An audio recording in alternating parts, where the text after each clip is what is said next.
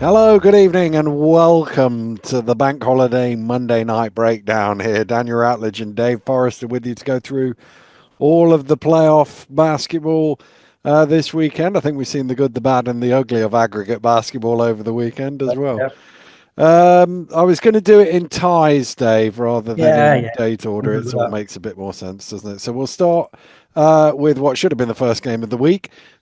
Cheshire Phoenix 89, Sheffield Sharks 79, but it tipped off at the same time as the other ones because of an hour delay. Sheffield might have had about 10 minutes warm up because the clock starts ticking uh, as soon as you walk in the building, and they seem to be in the locker room for a long Yeah, time. So I think I was taking it 20, doesn't it? When you walk in the building, or is it 30? 30, yeah, yeah. But literally, it was at like 28 and a half by the time they actually got into the building That's and then right, into the and locker we room. used to on the occasions that happened with us, normally you'd make sure the guys had got kind of some stuff on the bus or something like that. Yeah, no, Nobody gets off early.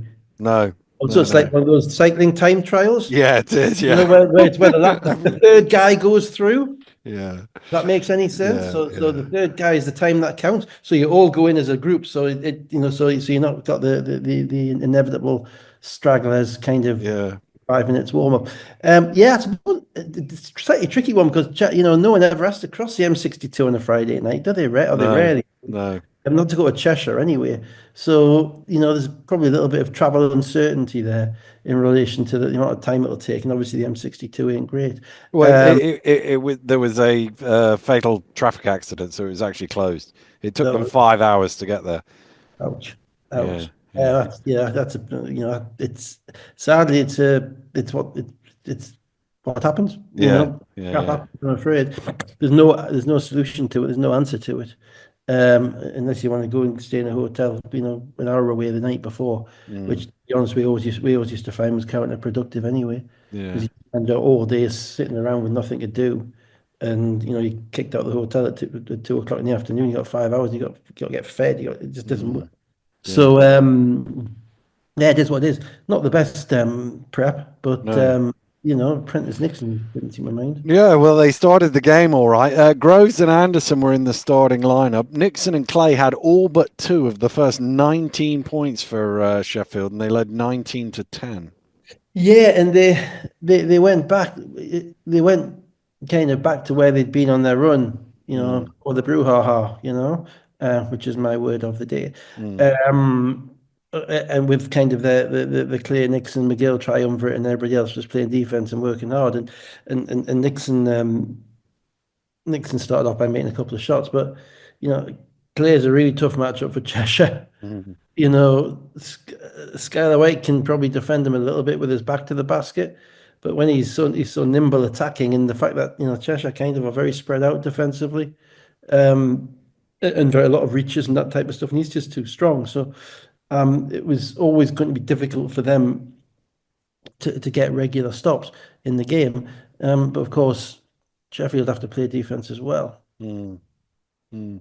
And Knicks responded with an 18-2 run. Interestingly, Nixon and Clay came out of the game together with 4 minutes to play in the first quarter. It was 16-19 at that stage, and the quarter ended 32-23, so a 16-4 run when they sat down. Yeah, and I mean, my overarching impression at the end of this game was that Sheffield have simply too many good players. Yeah, yeah, yeah, yeah. And when you're not in an absolute rhythm with them, and they're not because Nixon's been out, and they had the brouhaha, and Mm, they've been people have been coming and going in and out, and the starting lineups have been changing. You can lose a playoff game in 5 minutes mm. with the wrong lineups on the court. But you've Mm. got to get, but equally, if you've got that many good players, you've got to give everybody a chance to impact the game. Yeah, yeah, yeah. So I think at that point when you talked about that 4 minute point, I think they had maybe four bench players and Ricky McGill on the court. Mm, That's early in the playoff game for to be running nine guys. And and naturally their rhythm perhaps was hampered, whereas Cheshire have got the guys who are already in the game and they've been playing. Skylar's been playing more minutes recently. They've been running their starting five longer. TJ Atwood turned up, but playoff TJ turned up as well. mm, And suddenly, as you say, they've scored. They're scoring the ball with it with consistency. And more than that, the thing that Cheshire do, which hurts you against units that aren't particularly fluent, is that they get steals Yeah, yeah, and yeah. they get in the passing lane and they disrupt you. And you can pick. There are errors, there are spaces there, there are gaps there if you can pick them apart, but you've got to be ready to pick them apart. And I'm not Mm. sure that lineup with Sheffield really was. To be honest with you, that run was the run of the game. The rest of the way, it was mainly double figures. Sheffield three times got it down to six or seven, but Cheshire responded each time, and 10 was about a fair reflection. Yeah, that's right. Well, I'm gonna get. I mean, first legs are always, it's kissing your sister territory, Mm, isn't it? To be mm, honest, it's like, we're all looking to the next game when the teams have had the opportunity to review the video and made adjustments and all that type of thing. The only thing is you don't want to be too far back that you've got to put in 3 runs in the next game. mm, You don't want to be plus 20 because that impacts on the psychology of the players, you know. So Cheshire were never going to stop Sheffield enough mm, to to absolutely blow them out.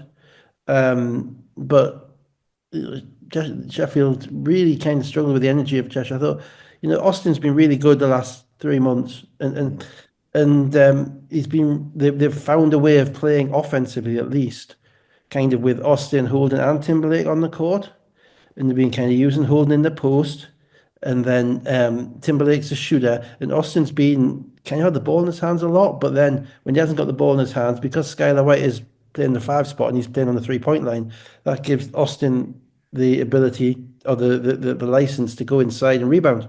mm, So it's no coincidence that the Cheshire's two best offensive rebounds are Holden and Austin, mm, because they can do that because they don't have to get back because Skylar White is in theory on the 3 point line. Now that can lead to run outs the other way because it's tough on Skylar if Sheffield are coming at them 2-1 or even on any of the other guys. But you just got the impression that that team kind of became Austin's team over the past probably 2 or 3 months, mm, and that's and the way he was playing, that's really good. mm, But it also means that you are liable to fluctuation. mm, Scott Grayson's involvement has been reduced over the past couple of weeks. Probably not necessarily by design, just happened that way. And what those fluctuations are is you're going to get steals. You may give up layups. mm. You may commit daft fouls, whatever. You may get offensive rebounds. So I thought Cheshire rode the wave well, in kind of surviving and getting up there. But the battle was always going to be on the Sunday. Yeah. Atwood, 28 points, 11 of 15 shooting. That's his best for Cheshire this season. 16 points for Austin, 7 of 10 shooting, 9 rebounds, 5 assists. White with 15 points and 9 rebounds. Nixon, 22. Clay, 21. McGill, 16. In between the two games, worth noting that Skylar White became the father. His wife gave birth on Really? the Saturday. Yeah. Wow, I didn't know that. Yeah, Well, yeah. So he actually came straight from the hospital to the game and then went straight back to the hospital because she was in labour. I mean, yeah, that's a bit of perspective, isn't it, really? Yeah, yeah. Yeah, I mean, congrats, well, good. Well, I'll say about that. We'll talk about the teams a little bit after the game, after the second game. But he's been the guy, the shining light this year, without Mm, a shadow of a doubt. Because firstly, he lost a ton of weight mm, from last year, at least to my eyesight from being, on watching on the TV and seeing him in person. Secondly, he's a borderline top 10 defensive player in the league, which you don't expect. And thirdly, his shot selection's been, I think, a little bit better than it was mm, last. mm, And it doesn't have to be much better to have a significant change in his mm, in his impact. mm, Last year, I thought he was chucking a bit, and I didn't think he was in the best shape and whatever. This year, I think he's been their shining light. So if he's had a bit of that level of distraction over the weekend, that's mm. that's a tough one. That is. I mean, Yeah, it is. a Yeah, pretty yeah, bad basketball season, family, yeah, if I may say. yeah. What's 9 months, mate? It's probably beginning of the season, isn't it? Mm. And The so, yeah, But wait but 2 or 3 but weeks. those of us who have left our wives in labour to go to a basketball game were pleased to be able to share that story with them. See, it's not just me. So that Well, was to be good. fair, I mean, we were having a home birth, and I still get ridiculed now because it was 3 o'clock in the morning and I was knackered for and we didn't have a home birth because obviously they never work, and Mm. so I didn't have to go to the hospital. But it was a 10-minute delay whilst the poor midwife was trying to find a fleece jacket, which looked very much like the Newcastle Eagles fleece jacket that I was used to wearing. So when they found that I was wearing it, the kind of the deadbeat husband, firstborn child, Yeah, yeah, type of stereotype has continued ever since. yeah, yeah, yeah. Yeah, true. Yeah, absolutely You love didn't it. say, can it be later? I've got to go to Guildford though. Um, I didn't know, to be fair. On to Sunday, Sheffield Sharks 99, Cheshire Phoenix 82. Rotino into the starting lineup for Groves this time. Nick struggling to make a shot. Sheffield quickly 14 to 5 in the lead, and before the first quarter is out, they were ahead on aggregate. A couple of things, really. One, I like the move by putting Jordan Rotino in. He's a top five defender. People think they can pick on him. The teams I've watched all this, obviously we watch all the games, watched Sheffield games all season, and the amount of times that opponents think, "Oh, this is the guy we're going to go at. This is the guy we'll get the mismatch for. This is the guy we can put."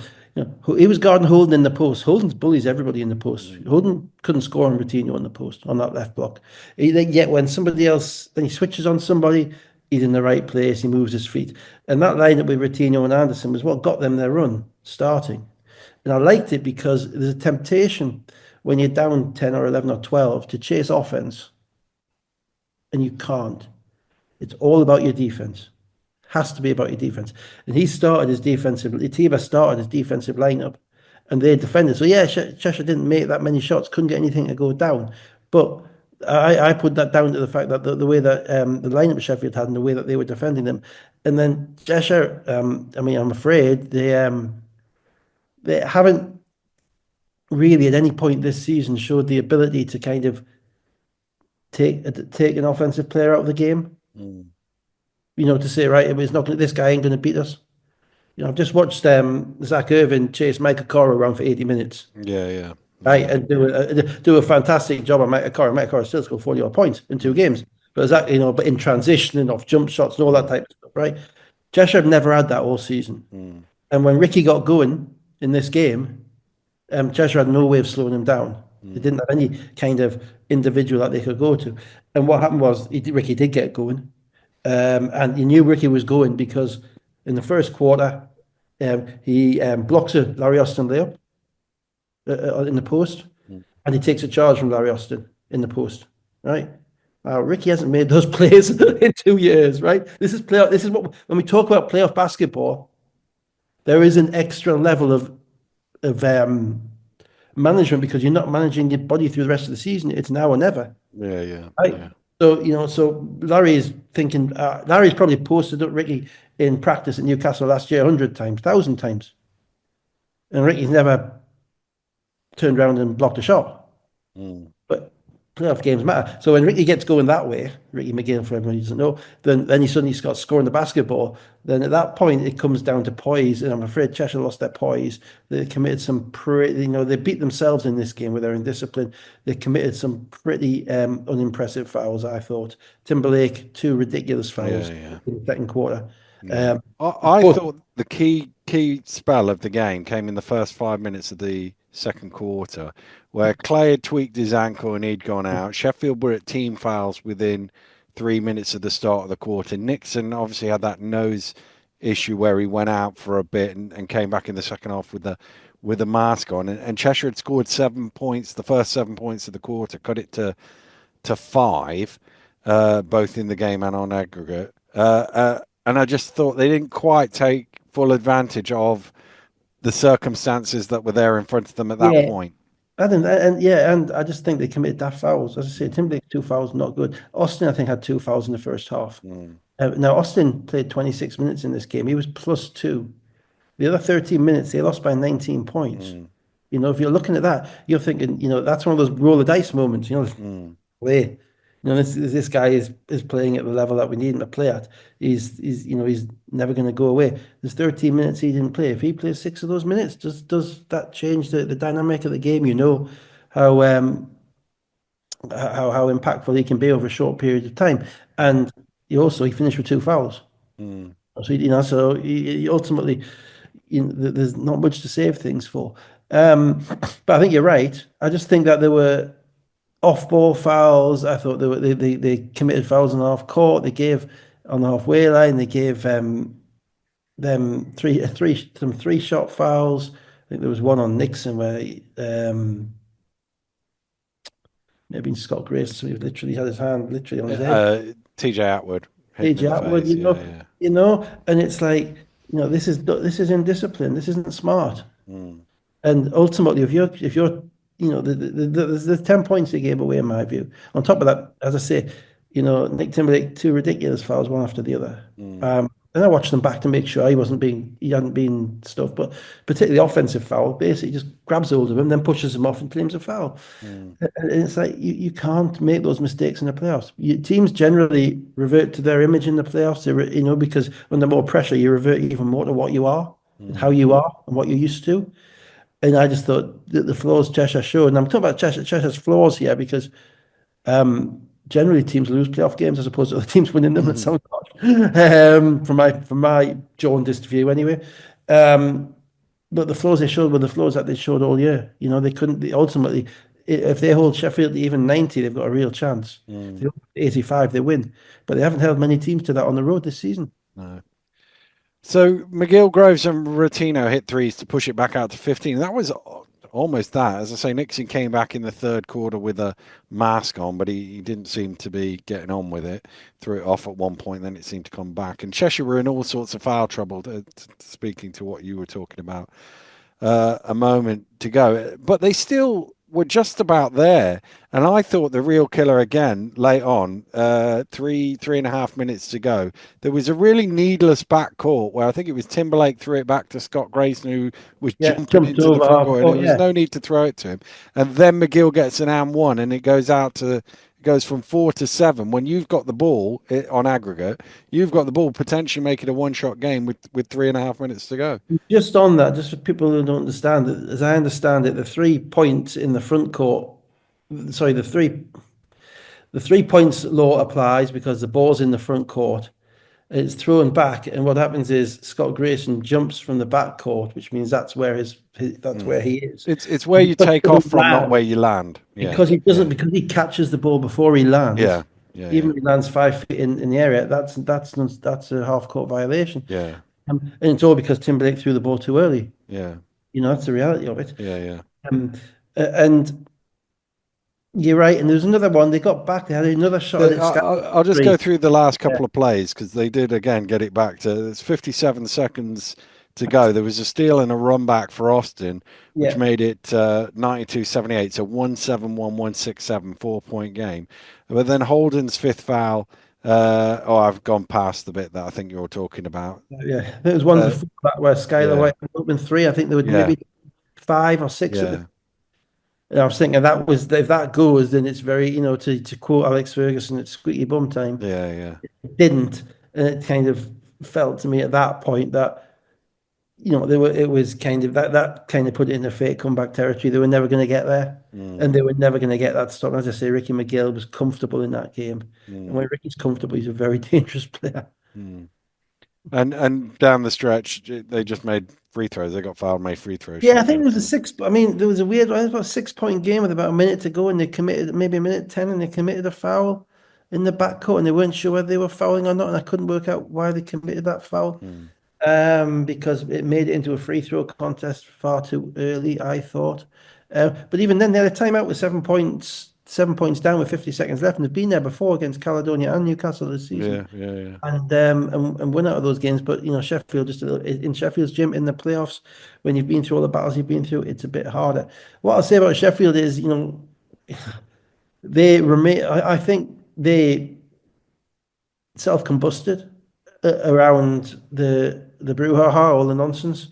I think that's taken them, and you think, well, why would it make a difference what the owner says about a ref to the way players play, right? Why would that make a difference? It makes a difference because in order to be as successful as you can over a 9 month period, the seas have to be calm. Mm, You have to be sailing all the time over calm. The coach's job is to plot the path where the storms aren't, mm, right? And to and hit the calm water all the time. All right. Anything that impacts something other than basketball is to the detriment of a team, right? So news, information, gossip, who's playing, have we got a game, have we not got a game, who's going to ref, all that stuff, that impacts people. It impacts players more than anything else because they are, would you believe it, sensitive creatures. Mm, And I think it's taken them a while to get past that. And I think the one thing that kind of helps you get past that is the fact that you're in do or die games, mm. whereby it doesn't really matter what's gone before now. Yeah, yeah, yeah, yeah. There's no pressure to win this game because you might win the league at the end of it. It doesn't matter, just turn up and play. And I think that helps them.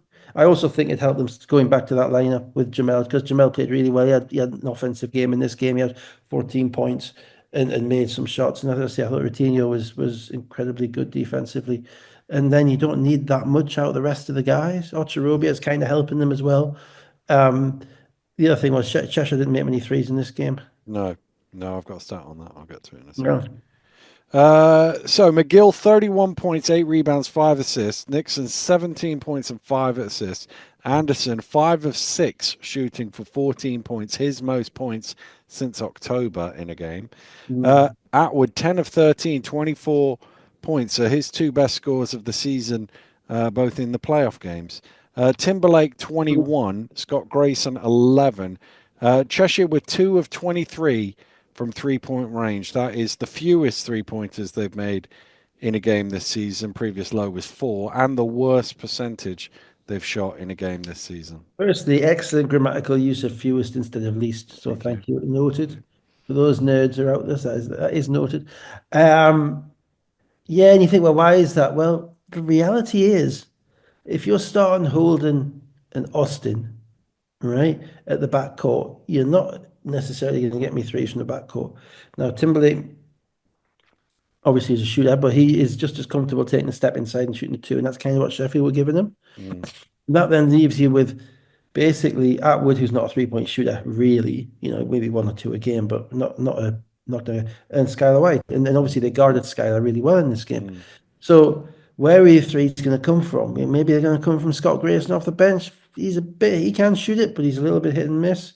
Yeah, a rock off the bench again. He's hardly played. So what they require is offensive rebounding and runouts. mm, Now, 2 of 23, it's a bit of a step away from even that, a step away from the paradigm. You're well below the mean.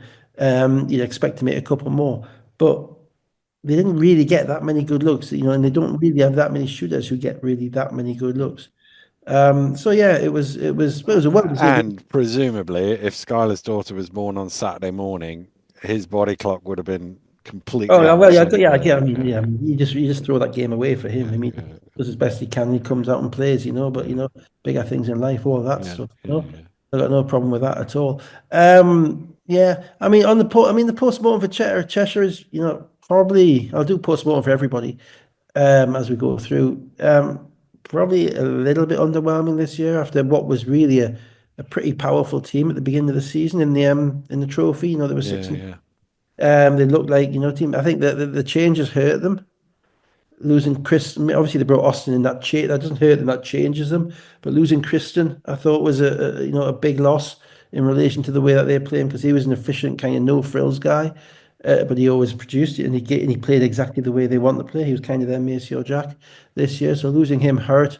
Just and they kind of fluctuated. I think they also got a little bit Teddy Allen with Timberlake. Mm, I thought he was too up and down for me, and it wasn't just up and down whether he made shots, and it was whether he ran back on defense, and mm, it was the whole. He was the story at times, and you could see he was in his own head a lot, and I think that kind of eats away at you from inside a little bit as a team, as a group. It makes it harder, but because you need him to win, but you also need the right version of him to win. And if you have the wrong version of him, then the other guys start giving him the side eye, and it becomes quite tough. They obviously chose to play fast, which is fine. Chose to shoot threes and play on transition, which is also fine.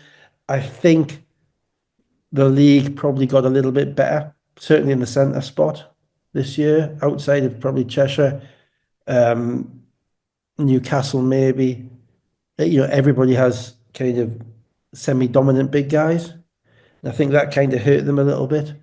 And overall, I think last week, I think Ben was unwise last week with his comments after the game because I thought they were out of tune with the team. they're out of tune, what Holden said. You don't really want to be talking about who you would prefer to play in the playoffs. And that was like a Kevin Keegan kind of, I love it moment, Mm, kind of, and I don't think that works. I think at that point, you've got to be the one who takes a beat. So I think it's obviously been, a bit of that said, everybody at the end of the season is absolutely fried. mm, All everybody's brains are fried. So, but I think all the ups and downs do take a toll after a while. So I like what they try to do. I think they maybe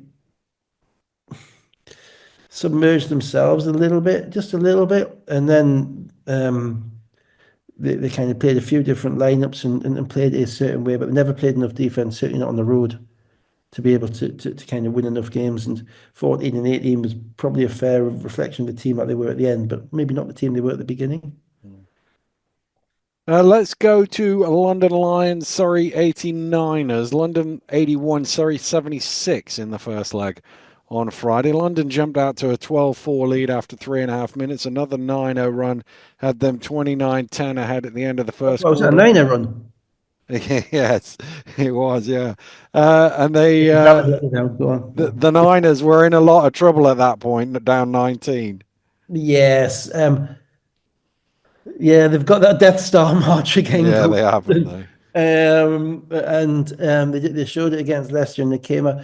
It's based around their size. I mean, Brisker is a massive difference for them just because of what he does with the defense. He creates space for everybody else, even if he's not making shots or whatever. And they have size at every position. And Surrey, I'm not saying they weren't ready for it, but there's a reason teams finish first. There's a reason teams finish eighth, and it's generally down to the level of defensive pressure they can put on without fouling. Mm, That's everybody in this league has about 5 or 6 players who can hoop, who can make a shot from anywhere or do make a play from anywhere. Okay, what not everybody in this league has a level of depth London have or the level of size and length London have amongst those players who can hoop, right? And that means that when you come to the playoffs, it's not quite the same as turning up at Surrey Sports Park on New Year's Day, mm. having had a berry the night before, maybe. You know, Although London did win that game. they did win that game, albeit we know why. Sorry, Mervyn, you've had a great season. You have. But it's not the same. There's a different level of intensity, and that generally shows itself in the first quarter of these games. Mm, Question is then, can you sustain it? Now, what happened was London, played excellent defense, and Jalen Ray couldn't get going, and they need Jalen Ray to get going to score. I mean, Jalen Ray can score on anybody, but he doesn't score on every game. mm, It would probably wouldn't be in this league if he did.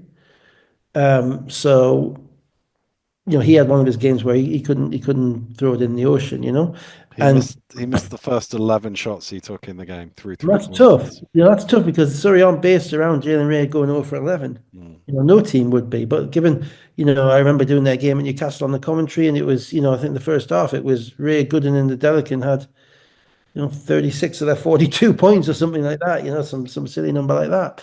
And as such, and against London, where the advantages are even less in relation to who can score and do it, you have to be able to put the ball in the basket, and they really struggled. That said, London are more of a dominant defensive team than an offensive team. mm, They're a very solid offensive team, but you don't look at them and think they're going to blow us away in the half court. You think they might blow us away in transition. They might get to their spots. They might get threes and whatever. But ultimately, if you can, force Hadzibegovic into shooting kind of 15-footers and make Dallaire take 3 dribbles before he puts it on the ground, there is a way of defending them. And they lost their rhythm a little bit, London, I thought, in the second quarter. And that's a dangerous thing to do against Surrey because, offensively, they don't quit. They just keep running their same stuff and they keep getting their shots. And the Delicans had success against London inside all season. mm. So the lead peaked at 21, and actually most of the game it was still in double figures. Yeah.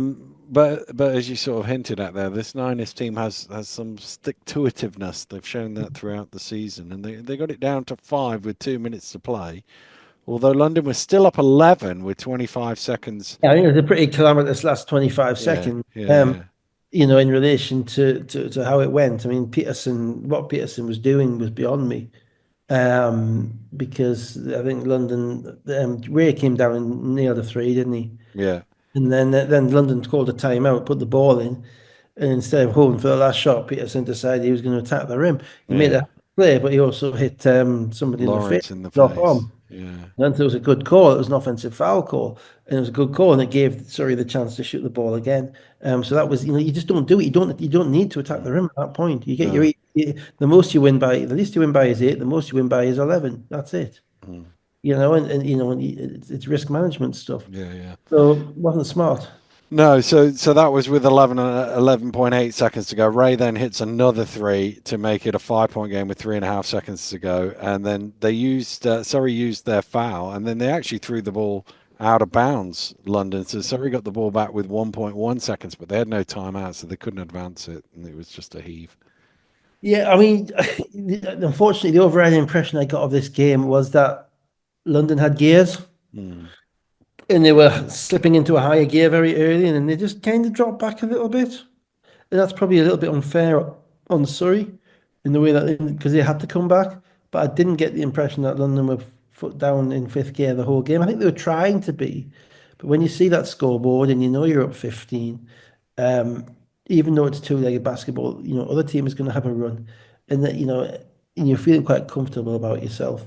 Um, it's difficult to maintain that, and particularly in the first leg, it was always um, we always used to try and call timeouts at regular intervals in the second half of first legs, in particular, because certainly in the first round we used to play our first, even if we'd won the league, we'd play our first round at home. mm, And so, we're going to like Surrey or Plymouth or wherever on the Sunday. The last thing we want is it to be in a game. mm, So we would deliberately call timeouts, even if we're up 20 halfway through the third quarter, just to maintain the message of keeping the hammer down. yeah, yeah. Just keep going, because players get into that kind of comfort level when they're up that much, and little details and shot selection can wane a little bit.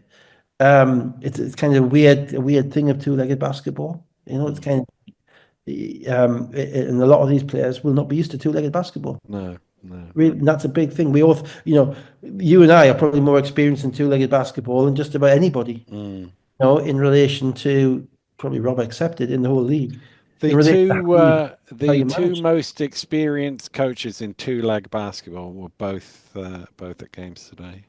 No, Flanoy, was it? Oh, Yeah, Flanoy. yeah. And Rob and Fab. 30. Rob was this was his 38th game and a two-legged tie, and I think Fab had 32.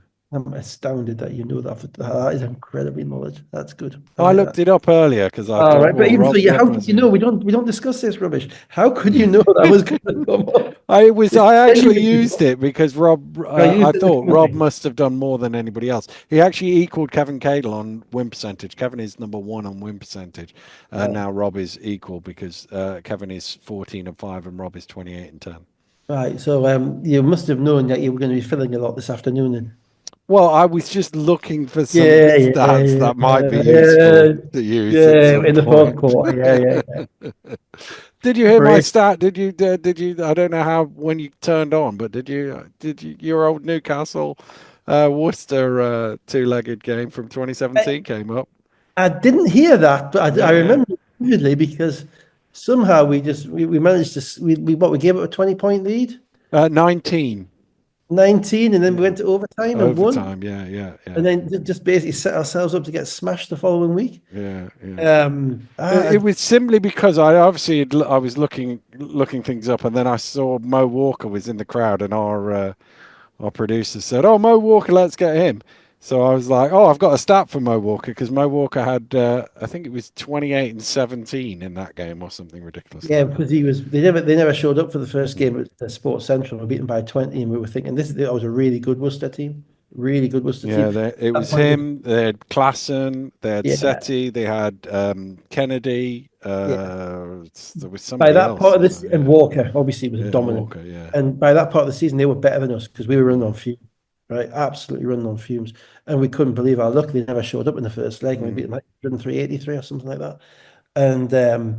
And then I think the second leg also notable because PJ wasn't there, and they had the Spanish guy take over. Oh yeah. That's right. Yeah, The guy yeah, at the University of Valencia yeah, guy, yeah, yeah, yeah, yeah, Peter, I don't know if it was a family thing. He yeah, wasn't there. So he coached. And I remember Ashton Khan making a 35-footer in front of us at the buzzer on the third quarter break, yeah, thinking, oh, for Jesus, this game's never yeah. going to finish. You know, can we just, Meanwhile, I was going wild on the sideline, going, yeah, "We've got a game yeah, somehow." can we just leave now? I was thinking, can we just leave now? Yeah, And somehow, I don't even know how we won that game in overtime. I have no yeah, clue. But we were done anyway. To be honest, we were done by then. yeah. But anyway, yeah. So that was it can happen, but it generally for that type of loss, in a two-legged game where you've got teams and we've played each other all season, when you get to 19 or 20, it's generally due to health. Mm, A lot of it is down to how who's got players who can still stand at the end. mm, Because no team should lose by 20. They should not have lost to us by 20 in the first leg mm. or 19 in the first leg. They just shouldn't have, and we were beaten up by the end. But anyway, yeah. So Sorry, let me diversion. let me give the scorers for this, and then we'll do the Yeah, second leg. Hadzibegovic 20 points, 7 rebounds, 6 assists. Brisker 17, Rice 16, James 20 points and 7 rebounds. Ray 20 points, 4 of 17 shooting, 5 assists, and Gooden yeah, had 10. The second leg was 69-86, which is yeah, 167, 145 on aggregate. yeah. First game or since March for Ovi Soko. He was back in the lineup just to add. Yeah, that's your abundance of riches, isn't Yeah, it? yeah, yeah. Obi Soko's playing 11 minutes. I think you're doing okay. Mm. Um, A couple of early fouls for a Delican. They were on 5 team fouls within 5 minutes. Hadzibegovic had 9, and it was 7 to 15. And Yeah, I was disappointed with the Delicans fouls early because he's so mm, important to them. I thought that both fouls weren't good fouls, they weren't necessary fouls. Um, and Hadzibegovic just took over the game. I mean, he destroyed the first 6 or 7 minutes of this game. He basically scored the ball. He attacked from the top. He pulled a spin move, which I haven't seen basically all season to get to the lane. And it was kind of the die was cast. mm. Surrey, London have seen Surrey enough times now to kind of know what they were dealing with. And, I thought they defended the 3-point line really well. That's the bottom line. They've got good size. And I thought they were really focused in on the intangibles and the details in this game. Um, I and obviously watched this when I got home yeah, from Leicester, but it felt to me watching it very similar in that there was only going to be one outcome, although there was a bit more jeopardy on this because there was only 5 points to add on to what London had in the game. well, yeah, we have to remember this London team is not the London team that's been playing basically all season. Mm, Okay. Kieran Sandy didn't play in this game until two no. minutes before it was done. Matthew Goodwin was starting 3 weeks ago. Mm, He didn't get off the bench until a minute to go. Adi Adebayo, who's starting most of the season, or most of the season before he got hurt, he played 8 minutes, right? They now got this lineup whereby Adebayo is the ninth man, Soko is the eighth man, mm, right? And they got, Stuckman and coming off the bench as well, and Holloway coming off the bench. Now that's when I say, Sheffield have too many good players. London have a nine-man rotation, perfect. And Bozic played that nine-man rotation, so there was no gap in the quality of what they were doing, and it's almost like all season that the jigsaw pieces have been in the box and they've been kind of piecing them together, and there's been a piece missing here and a piece missing there, and now they're in the playoffs and abracadabra, they're all the pieces are there, yeah. and whether that's good management, whether it's pure luck, who knows? But Mm, now he's got all the pieces there, and he knows that at the moment to win things, he doesn't need to play 12 players. He doesn't need to be giving Matthew Goodwin minutes around the second quarter break. Kieran Sandy's going to play if he's necessary, but he wasn't necessary, and as such, they are a better group because they're playing their best players all the mm, time, and they're all there. And they're focused because it's the playoffs, and they don't want to walk out of Surrey having lost to an eighth place team. mm. And they didn't even celebrate the league that much, so you better be ready for the fact that they're going for the playoffs. Yeah, yeah, yeah, yeah. And I just thought Surrey ran out of gas a little bit. But again, they got to make three. They had some open looks, but they didn't make them. Adelican, I think, is the only guy shot over 50% in this game, and all the 3 point five of 26 from three, something like that. Mm, You can't win like that. Not Surrey, not the way they've played all season. So much of the game was around a 10-point lead for London in the second half, and then Ray made a free throw, only one, surprisingly, uh, to make it six. So 11 on aggregate, but then London had a 15-2 run in the fourth quarter to seal it. Yeah, and you never got the impression that London were in any way discombobulated by this game. As I say, when you have the luxury of playing Ovi Soko 11 minutes, Tanner Stuckman 16 minutes, right? Um, and you're up the whole time. Um, you're going to be quite comfortable where you're at. But the biggest thing is, it's their defense. It's not, I say their offense is okay to good. It's not in, if I take last year's offense as great, well, obviously it Yeah, was. yeah. They were. Their offense is good, Mm, right? But their defense is what separates them. Now they win this game because they hold Surrey in the 60s. mm. But Now, the how many times? reality is, over two legs, Surrey have scored 145. Yeah, and I think you can probably add 15 at 15, take 15 off that number because I don't think London were going full tilt Mm, in some of the in the second, in the third and fourth quarters of the game. Um, So yeah, yeah, Death March stuff. I think mm, he's got them. He's got them in a line, Bozic, and he's got he knows exactly how he wants to play, and they are well prepared team. They don't. They're a little bit actually. They're becoming a little bit more like Leicester. They don't really beat themselves. mm. And when Hadzibegovic is playing like that, what was he, 19 and 14 in this Yeah, game? yeah, yeah. And scoring the ball in particular. When he scores the ball, if he doesn't score the ball, he's not the easiest guy to have on the court because he's there and he's in the way, and the ball is being fed to him.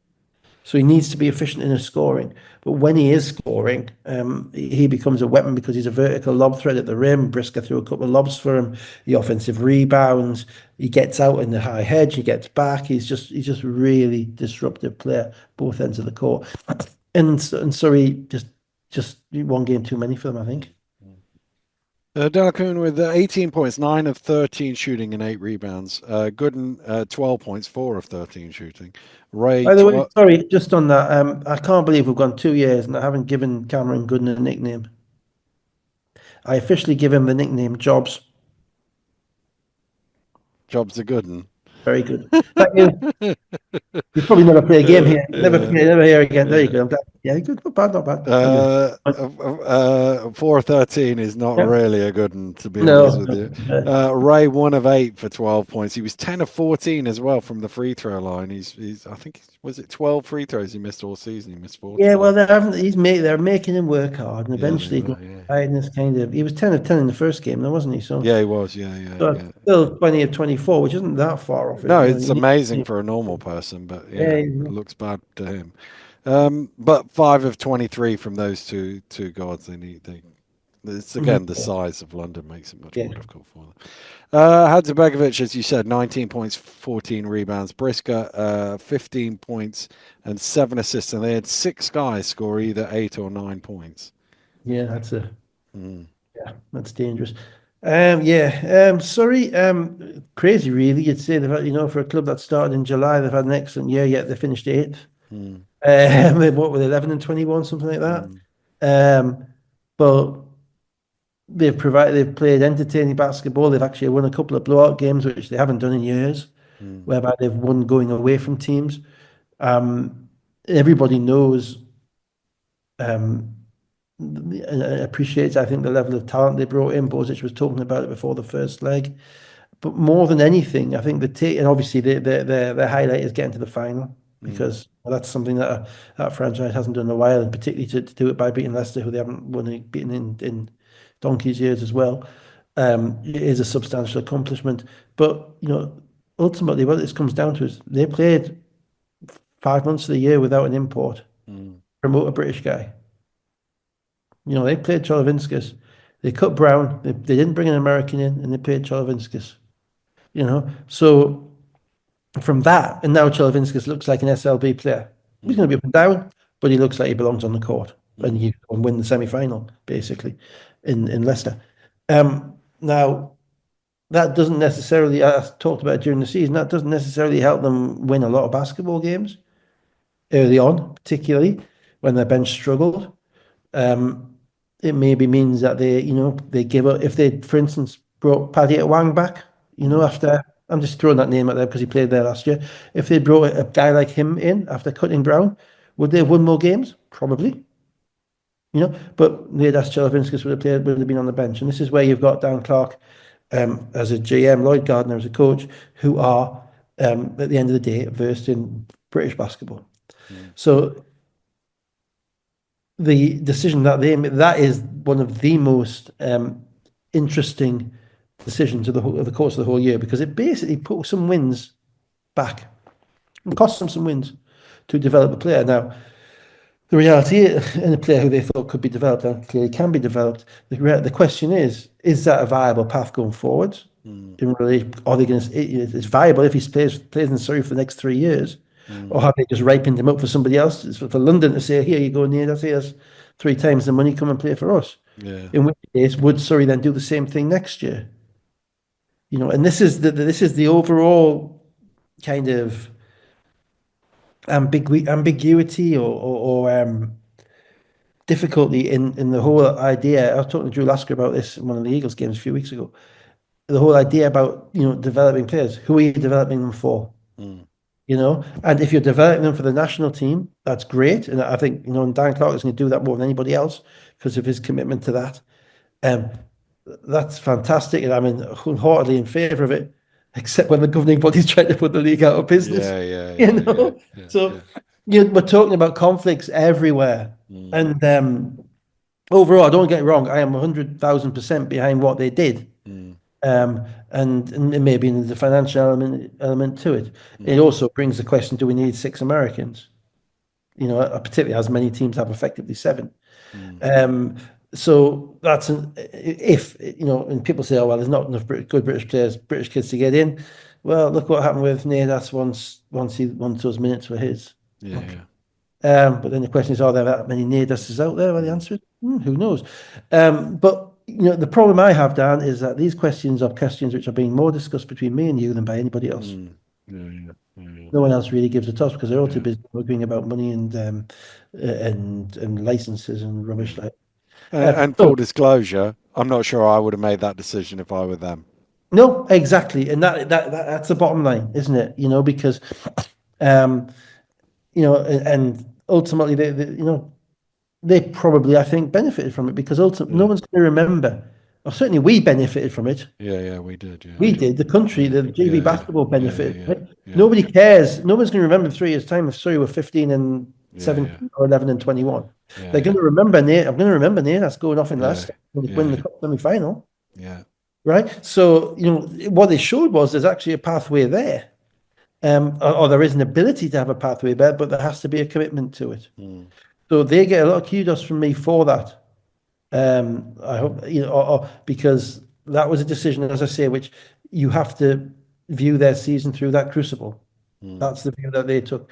And overall, you probably say that well, they certainly punched their weight. They mm, had 3, really, in James, certainly the second half of the season, in James, Gooden and Ray, they had 3 really solid Americans. mm, And the big guys, Delican and Hunt, did what they say on the tin, basically. mm. They just didn't possibly have the extra American off the bench, particularly when somebody's injured.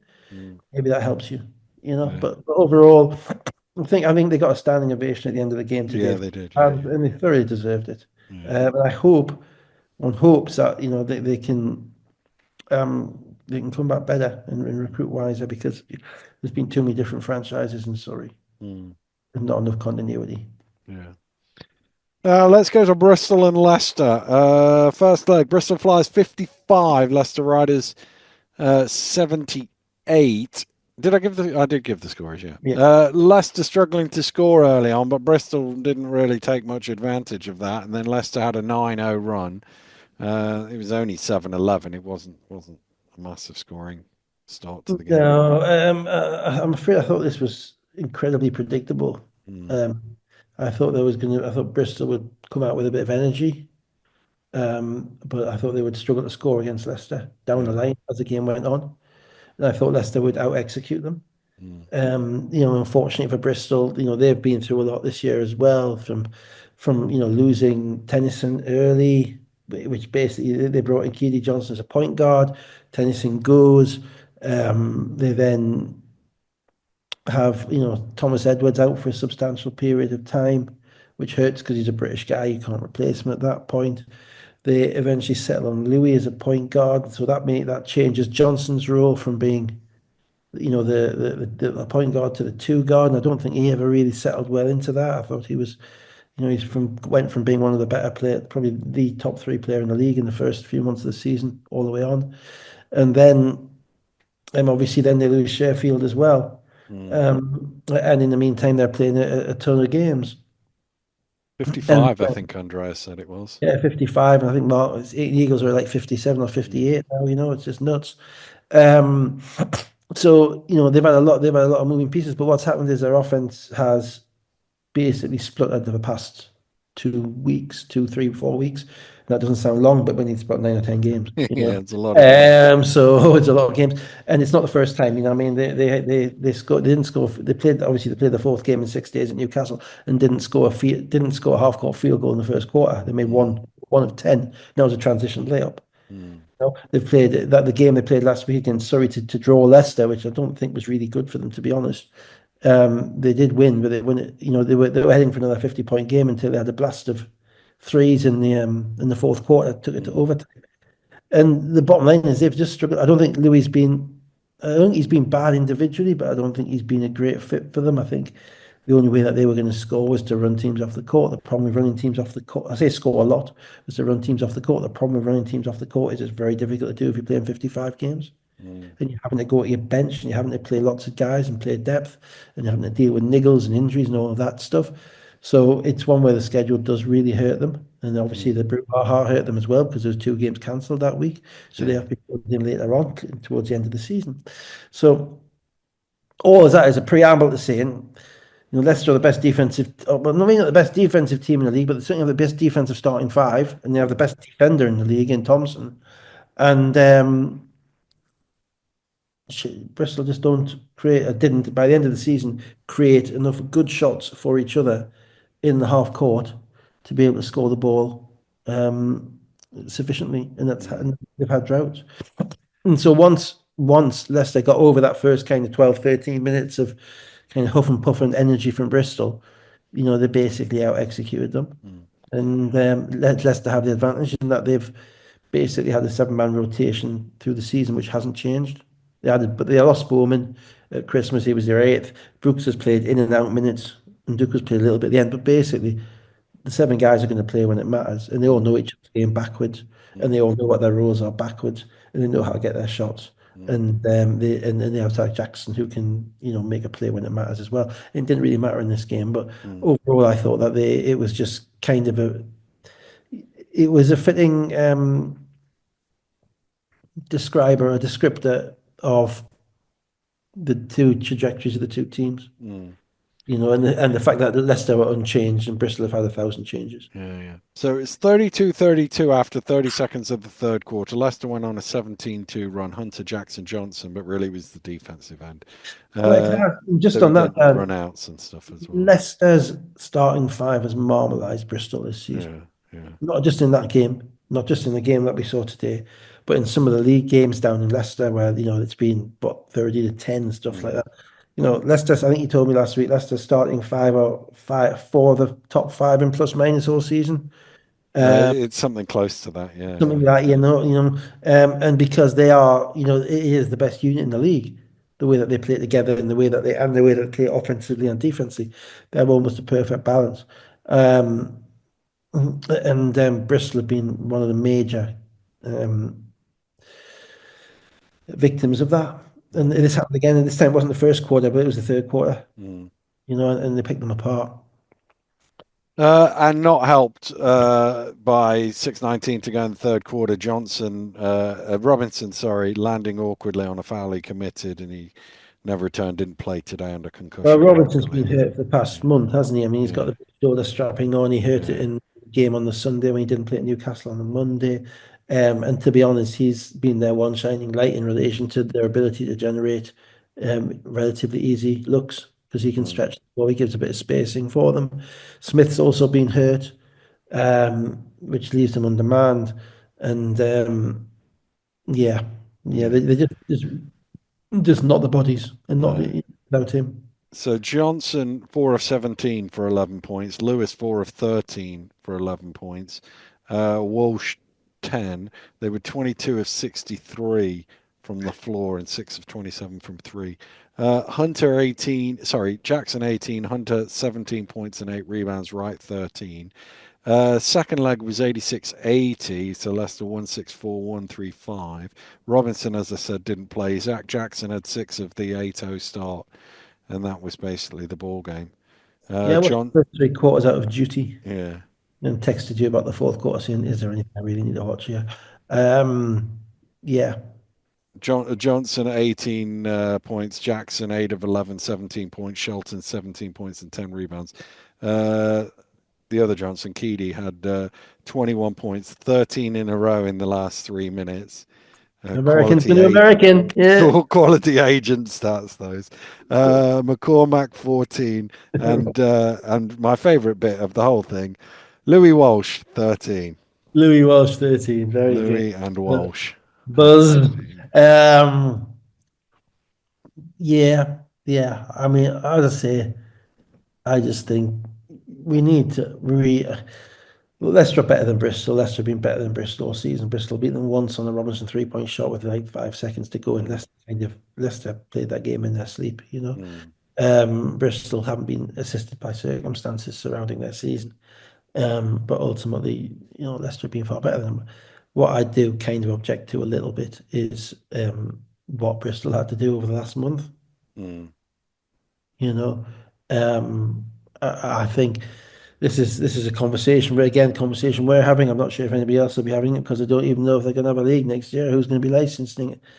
But you and I have seen it year after year after year after year that the end of the season just becomes an arduous grind. mm, And Bristol probably the end of this season probably more than ever before. mm, And if you want to big up the playoffs and if you want to try and give them some gravitas, you can't have teams coming into them half dead who haven't been able to sign a player for 2 months because the signing deadline was February the 28th. mm, And if you talk about quality of product, and we've heard that particular vacuous phrase used a few times this season. That what Bristol were able to put on, um, due I think primarily to circumstance, but also I say they could have managed their season a little bit better, maybe personnel wise. But primarily, what they were able to put on was not a quality product. They scored 55 points in a home playoff game in a mm, 14-second shot clock reset era. That mm, should, that's just not, these are talented players, right? And they're proud talented players, right? That we shouldn't be in that territory, no matter how good defensively Leicester were. Um, and I don't know if it's going to be looked at. I don't know if there's going to be a way of finding the correct um, optimal number of games to be played and when they are played. mm. 4 games a week is just not viable. 4 games No, in six no. days is incredible. It's just ridiculous. And I'm not. Now we have teams with venues. Okay, there have been too many venues towards the end of the season where you're seeing lots of empty seats, Mm, and you're seeing empty seats because there are too many games. And teams aren't able to promote those games right. Manchester have had weeks to promote their playoff game. It was full today, mm, right? Um, Yeah, you see games in Sheffield, you see Sheffield, Caledonia, whatever. Over the past few weeks, the crowds haven't been there or haven't been out there as much as they were at the beginning of the season, and that's wrong. And that's so I don't get the economic argument. Oh, we've got to play all these games for economics. I don't get that. Make your games into events and sell them out, right? And then let's have the best players playing, important minutes. Let's have, if it means fewer games, it means fewer games, even if that's somewhat selfish because I've got to give up family life for like 3 weeks in April to watch every bloody game going. mm, mm, But I don't. I think Bristol is the kind of the apocryphal story on this. I think it's the cherry on the icing on the cake of just nonsense. Mm, And I foresaw what would happen to them in this game in this matchup with Leicester. mm, I may have told a couple of when Leicester at Newcastle a couple of weeks ago. I may have told a couple of Leicester people what I thought would happen, which was I thought mm, Bristol would play hard and they wouldn't be able to score enough and they'd run out of juice. mm, And it happened. mm, So sometimes you just can't fight that type of stuff, and our administrators need what they are. I mean, when they're not arguing over nonsense, um, you know, the product matters, and mm. they need to sort it out.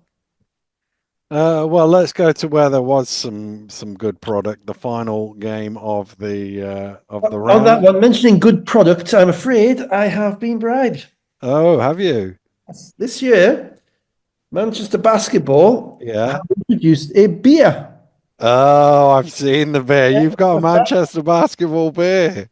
I actually have two. Oh, And obviously, as somebody who doesn't drink, I have no idea yeah, what it tastes like. And but it's described as a fast break throwaway IPA. Well, throwaway is kind of what some of yeah, the Manchester guys did today. Yeah. yeah, yeah, yeah. But a hoppy IPA brewed using upcycled Kellogg's cornflakes provided via their sustainability program. This beer has plenty of residual sweetness, dry hopped for a full flavored IPA, whatever that is. Um, IPA. IPA, whatever. Okay, I'm trying to say. I'm not a connoisseur, I'm afraid. So yeah, so they've come at me with the big stuff. There So you go. so I don't know what those Lithuanians in London have got for us for next week, but the stakes are upping. There we go. There we go. All I got was some cookies. Jackie Uh, was worried that you weren't eating the cookies quick enough, Dave, because well, there's no preservatives. They're all freshly made. So she was worried I that, did give one to my wife, yeah, actually. Actually, yeah, she kind of took one. yeah. But no, they've all gone. That's They've good. all gone. The cookies do not last very long in this No. house. There is a collective sweet tooth. So Newcastle Eagles first leg, 78-71 against Oh, I should Manchester. say also the Easter Bunny is no more either. Well, yeah, no, that Yeah, was. I absolutely. It don't think it wasn't made it to the end of the show, did it? absolutely. Uh, Manchester basketball 71. No Alan Ikens for Newcastle.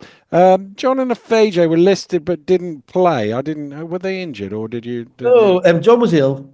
Okay, John wasn't there. John wasn't in the building. okay. Fiji was sat there on the bench all night looking quite Mm, miserable. mm. That I think was a DMP CD, coaches. Okay, yeah, Yeah. yeah. Which kind of, and basically what Mandalay did was he went with Delpesh, who's Mm, undoubtedly a starting job over the past few weeks. mm, But obviously that changes the dynamic. mm, It's very different coming off the bench and being impactful to starting the game and being mm, impactful. mm. And Manchester really actually played pretty sloppy basketball for the first quarter. Well, the Um, first 4 minutes they didn't score, but yeah, it was only 6-0. So yeah. they Well, Delpesh missed three foul shots yeah. um, and a couple of layups, and Mitchell couldn't at the side of the barn door, and Mm, he just looked a bit like, "Oh, what's this first leg stuff all about?" mm, It was just a bit. It really was. Newcastle themselves, losing out on Aikens as well is, it's another blow on top of a blow on top of a blow, mm, really. mm, So they're playing, but they got Knight back, which mm, was it was a probably a difference maker over the two games. mm. Um, but the whole first half, it just felt to me inevitable that Manchester were going to do to Newcastle what Bristol had done to them by Leicester. Mm. I just felt that, everybody at half time, when we have a general little on the way back to the Prawn corporate lounge, sandwiches. what was actually a very nice little bit of cheesecake. Mm, At lunchtime, at half time when they served desserts, the various people I'm seeing, I think, oh, this is going to get bad. mm, Newcastle are looking like, there's a lot of size on Manchester, a lot of athleticism, and Eagles really weren't generating anything in the way of good shots. And Um, being the renowned expert that you were, Dave, that yeah, came to pass. Oh no, actually, Manchester only scored 11 points in the third quarter. yeah, well, but I think I'll give credit a little bit to Newcastle's game plan because, they really when you look at without John, who's a really important secondary scorer for them, Mm, mm, right?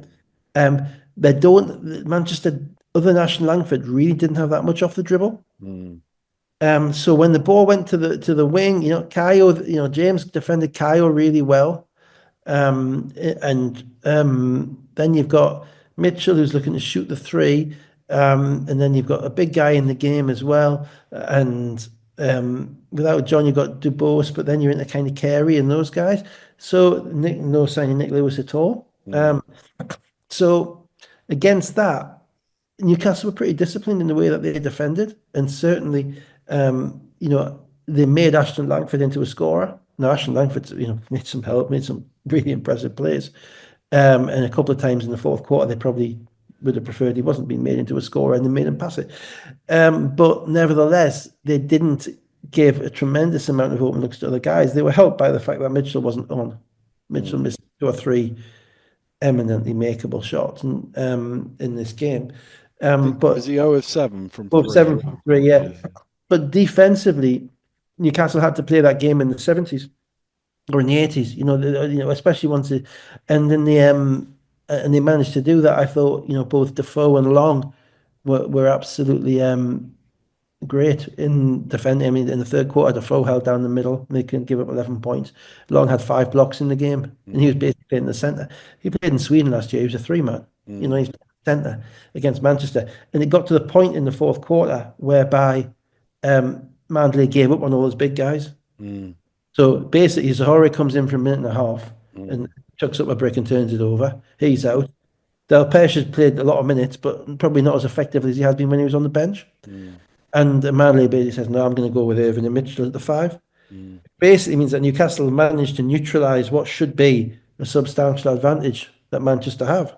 Now, why Effigy didn't play, because, I'm not so sure, because you'd have thought you might rule him out there to see if he can give you something as well. Um, but he didn't, which led to, quite an expensive centre contingent sitting on the bench for Manchester. yeah, yeah, Not yeah, playing, you know. yeah.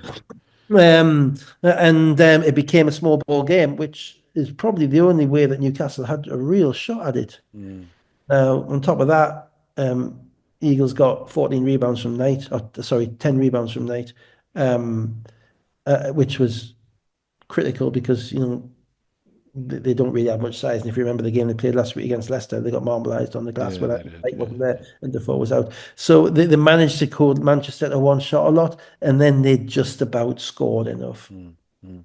And they got to the end, it got interesting. Yeah, so the Eagles led by 7 with a minute to go. It was a bit of a weird ending, I thought, Yeah. because Newcastle had a turnover, which DeBose ran back to make it a 3-point game with 28 Yeah, seconds well, to but I mean, go. they're trying to do it. They did it again in the game today.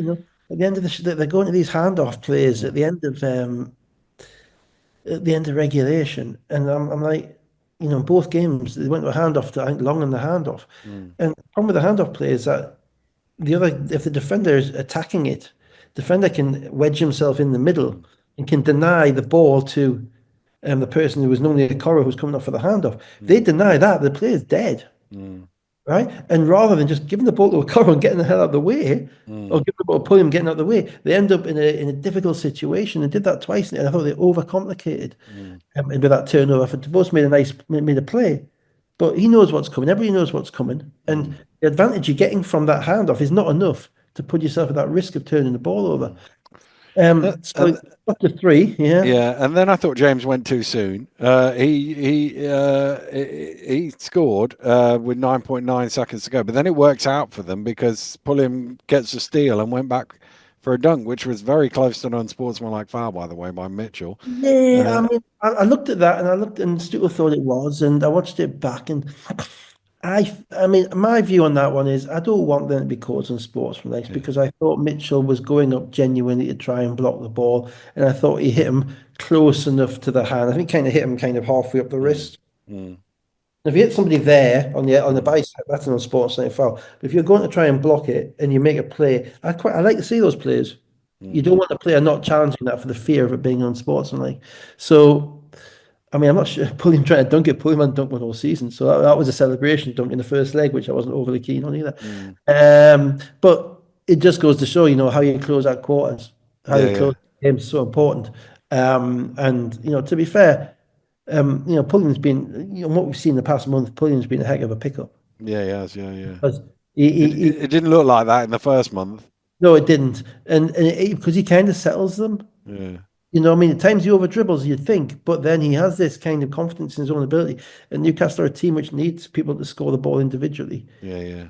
kind of growing into that. But making that play, getting that steal from Ashton Langford, at that point, and going back and changing, yeah, that losing 4 points in the last 25 seconds, Mm.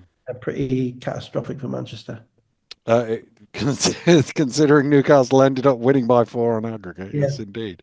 yeah. Okoro 19 points, Pulliam 17, Long and James, or should I just go Long James? 13. Ashton Langford 26 points, 9 assists. Delpesh 11 points and 8 rebounds. Kayo 10 points and 7 rebounds.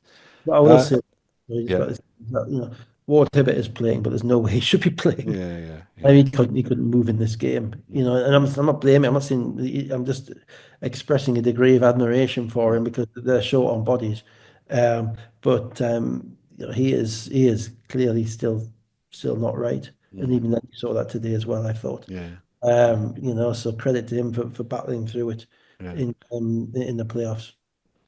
So today, Manchester Basketball 87, Newcastle Eagles 84, which is 162, 158 on aggregate to Newcastle.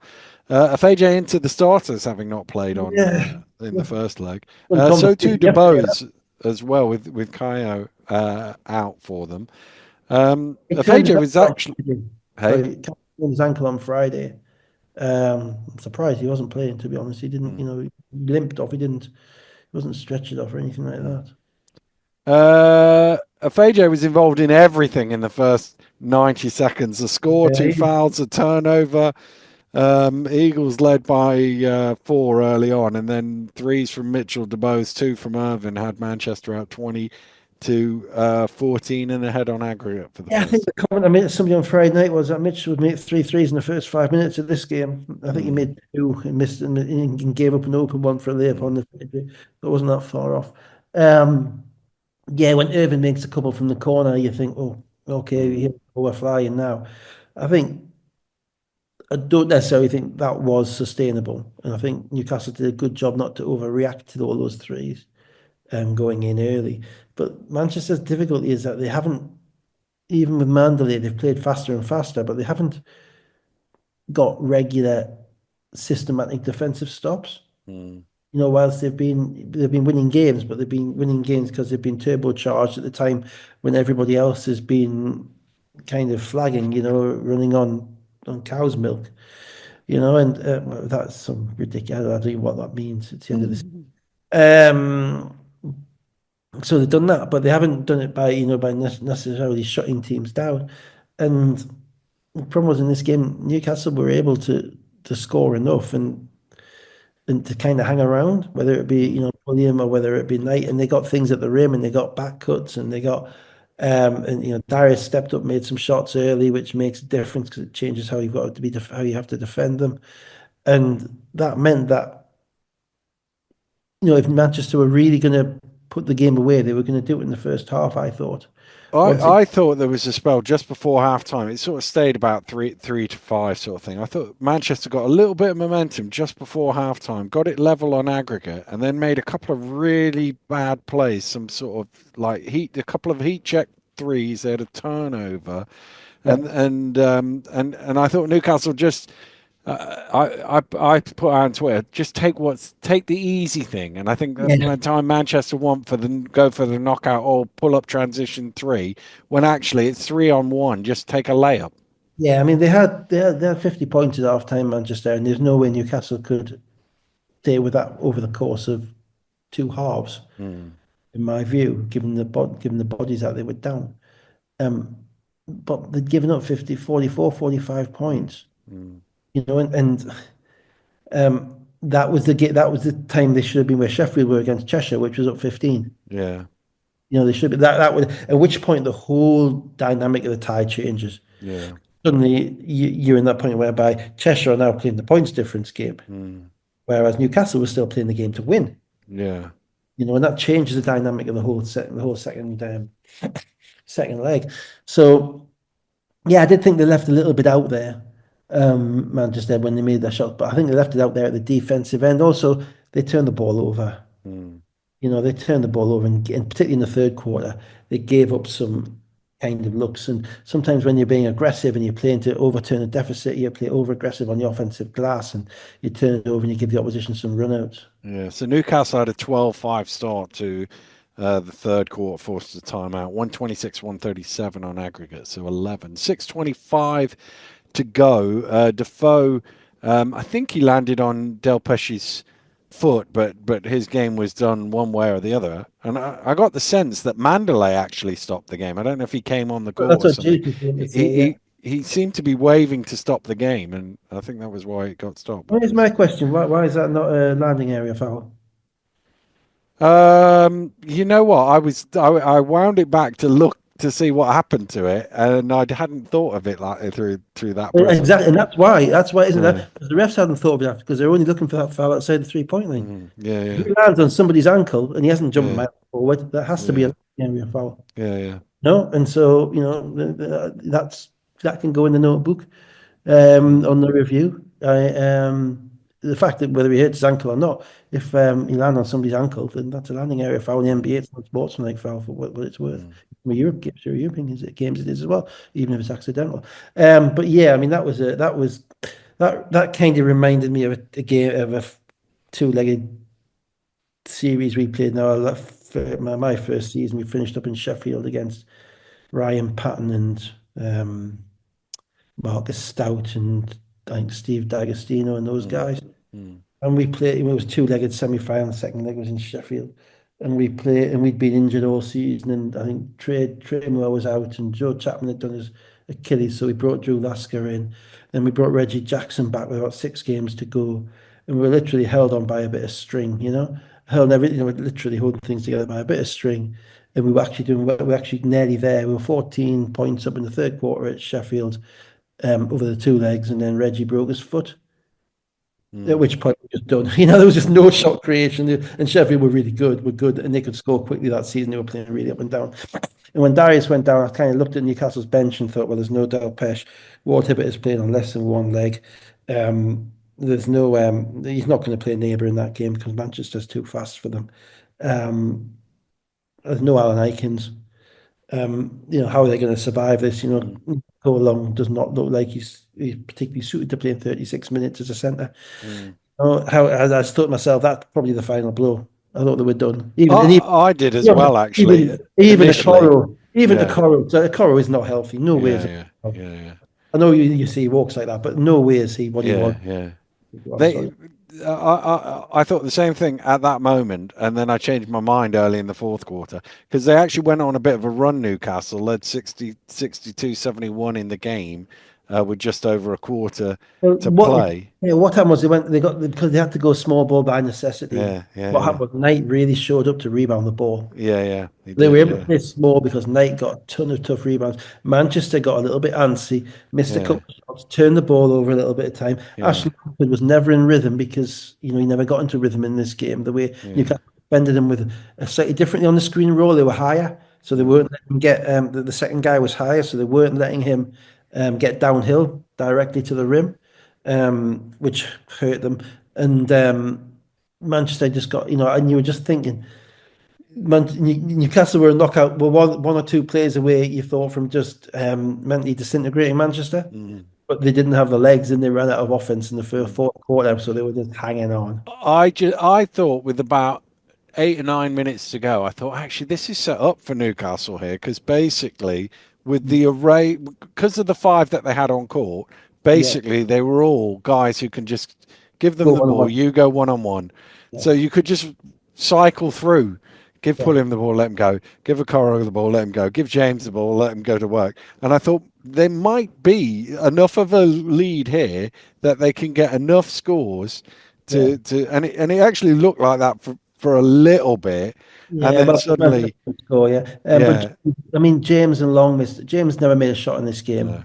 He made a few on Friday night, to be fair. And Long didn't look like he was going to make a shot in mm, the second half. He looked out on his feet, mm, which meant there was a heck of a lot, on pulling because pull they him, yeah, scored yeah, incredibly well.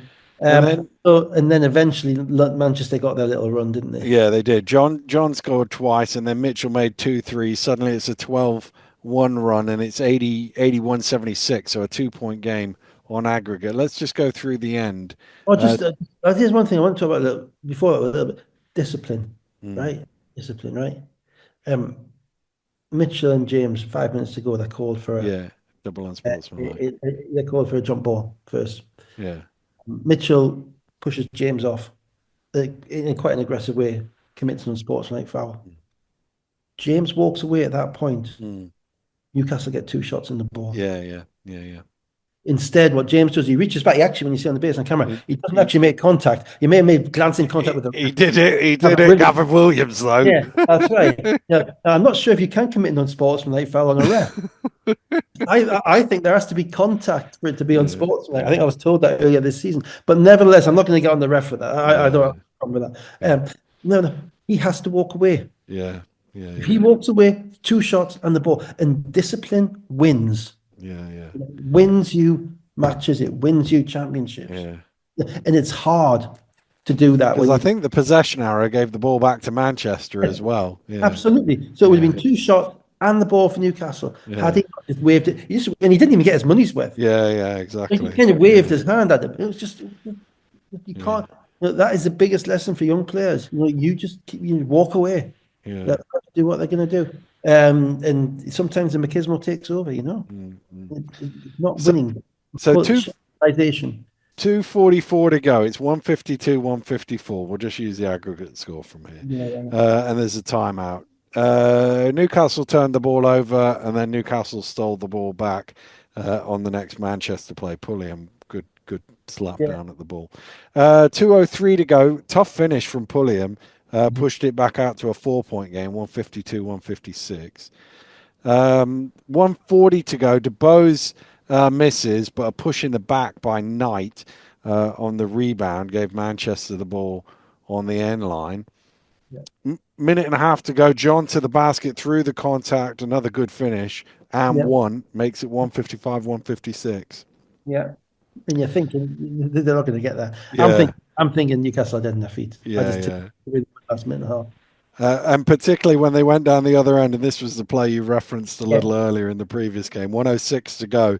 The ball ended up stuck in Long's hands, desperately looking for a handoff, and they ended up with a 24-second violation. it's just an abortion of a play at the end of Mm, the game. Pulliam has to not give. If Pulliam wants to give a Cora the ball, the Cora has to come and take it off Pulliam. Not they don't have to go through Long for it. yeah, yeah, yeah, That's the yeah. thing, it's like, at the end of the day, get a shot. You've played all season, you're going to live or die on your best players taking a shot, and they've made Mm, one-on-one shots all season. And yeah, they yeah, never got that. And it was yeah, exactly the same play that they ran when they turned the ball over on Friday night in Newcastle with 30 yeah, seconds to go. yeah. So 49 seconds to go. I thought John settled for a bad shot for I three at the think time. Jason's got that nailed on. I think you're right. I mean, I think that was kind of a hero shot, a hero Mm, ball shot, and he's not your best player. He's a good mm, scorer. mm, But that's because Ashton Langford wasn't in rhythm. He wasn't that mm, comfortable. And again, just like Pulliam shouldn't have given the ball up to Long in the last play, mm, Ashton Langford has to go and get the ball. You're the best player. You have to go and get the ball. Yeah, I thought it was a step back, kind of a little bit a microcosm of Manchester season. mm, mm. Just when they're there, Yeah. uh, just when they're there, the decision making is not the smartest. Mm. And then I thought it was a really good shot at the other end. 28.3, Pulliam, top of the key, just dribbled into it. He's been making that shot for the last month at least. Has he's almost kind of got a little bit of Trey Moore about him with that Mm, kind of 15-footer. You can see when he's going to shoot it. You can see he's trying to get the defender back on his heels a little bit, and then he's going to rise up. He's going to cradle the ball in his left hand. He's going to rise up, and you can see he believes he's going to make it every time. It's weird because it's a rare thing now because we're in a mm. game of threes and layups now. Yeah, yeah, yeah. And That shot isn't in Manchester's shot chart. no, it certainly isn't. It wouldn't necessarily be in mine either. But then I looked at the stats the other day, and he's shooting 56% from two for a guard. Yeah, yeah, yeah. So, I'm not going to turn around and say you can't shoot contested long twos if you're shooting 56%. Mm, Or if it's helping you shoot 56% by giving you the opportunity to get to the rim because you're making enough of them and they push up on you. yeah, yeah. So yeah, I mean, to be fair, he made two big shots in the fourth quarter, and he didn't really see anybody else who was going to be able to score the ball for Newcastle at that Mm. point. Timeout advanced the ball, and then they were trying to hand it off to Ashton Langford, and Yeah, Pulliam jumped in the gap, stole the ball, ran back, fouled, made one of two free I mean, throws, 155, yeah, 159. it wasn't a good handoff by Irvin because he kind of threw it a bit early. But again, I mean, you're trying to get an advantage from something which is high risk. Mm, By throwing it to the big guy and then coming out to get the basketball. mm, You can blow that play up. If you're a defender, you can blow that play up. You can get in front of him. You top lock him, so you make him go baseline. Suddenly, Irvin's got to pass the ball to somebody else. Got to go to the second option. You know, I know it is de rigueur nowadays, but I was always of the view you get the ball to your best player, mm, and let him create the advantage. Because when you put more and more people in the action, even if it's just one hand off, things can go wrong. Maybe the hands off, maybe it's an illegal screen, maybe he goes too early. Just give him the ball, mm, then make something work. So again, yeah, I didn't like it. I think overcomplication is a sin. mm. Obviously, not one of the worst ones. Probably not even. Nothing doesn't rival sloth.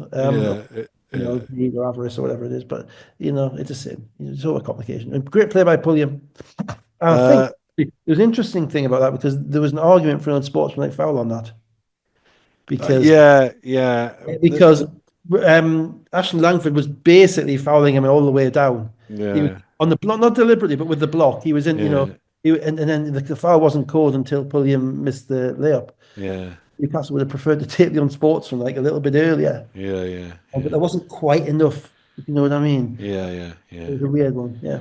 Then Ashton Langford goes to the rim, sort of scoops it up in the air. It misses everything.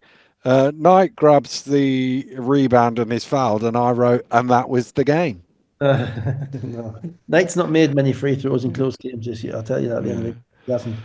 Well, he didn't make any in this occasion either, and I suddenly had to scribble out that was the game. 14.7 seconds to go. He misses both free throws, and then 8.9 seconds to go. Mitchell has made a few of these transition threes in games this year. It's 158, 159. Yeah, dribble to his left. Long's got to be a bit better there.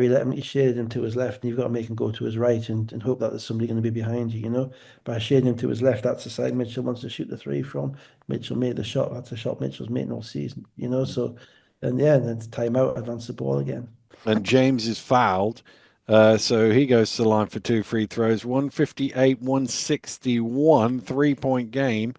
Uh, Into Asher Langford. He's running down the sideline, and he obviously sees was it Pulliam coming to him, and tries to draw a foul from a half court heave. I don't know what happened was it was kind of a triple bluff basically. Um, Ashton Langford sees Pulliam going to foul him. Pulliam reaches his hand out. Ashton Langford thinks this is why I don't like fouling. When Yeah, he thinks to go, he's on the sideline. Ashton Langford, sharp. So that was Pulliam's kind of first one. Ashton Langford double bluffs him and says, well, oh no, if you're going to reach out, I'm going to shoot it from here for my three foul shots. At which point, Kate, who was right on top of it, puts her fist up in the air as if to blow for a foul.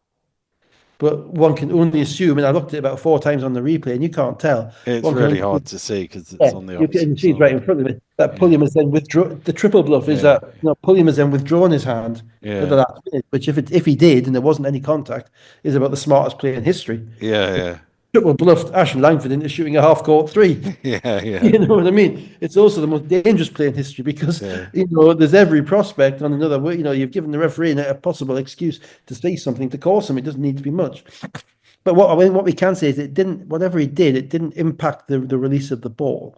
no, It didn't seem to impact his kind of line of movement, and the ref stood right next to it. And as I say, yeah, it's ready to call the foul, but then doesn't call it. So yeah, yeah. one assumes that there's no It's contact. Mounder, they thought there was. yeah, it's super hard to tell from we only got the one angle of it, and I went back and watched it a couple of times. I couldn't see a foul, so I, Yeah, as I say, the whole foul, don't foul.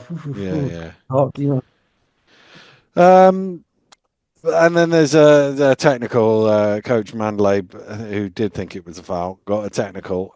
James made one free throw, and that was the ball was game. the game. Yeah, I mean, wow. I think again, teams in the playoffs, and I would have liked there been to game three, obviously, in a couple of these. Oh yeah, that reminds me. This one is this series was a case for best of three, but the somebody was advocating. It might have been Lasker, I can't remember. Somebody was advocating for game three of Sheffield against Cheshire, but game two was only exciting because it was an Is- aggregate game. That is If true. That is if true. it wasn't an aggregate game, that would have been a fairly dull affair because Look, Sheffield were winning quite comfortably.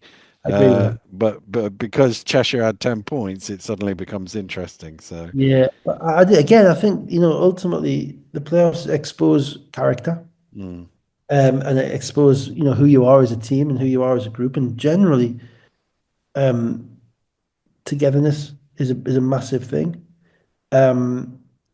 I didn't get the impression I didn't think there was anything wrong with Manchester on Friday night, um, but I didn't see also a tremendous amount of togetherness. If that makes any sense.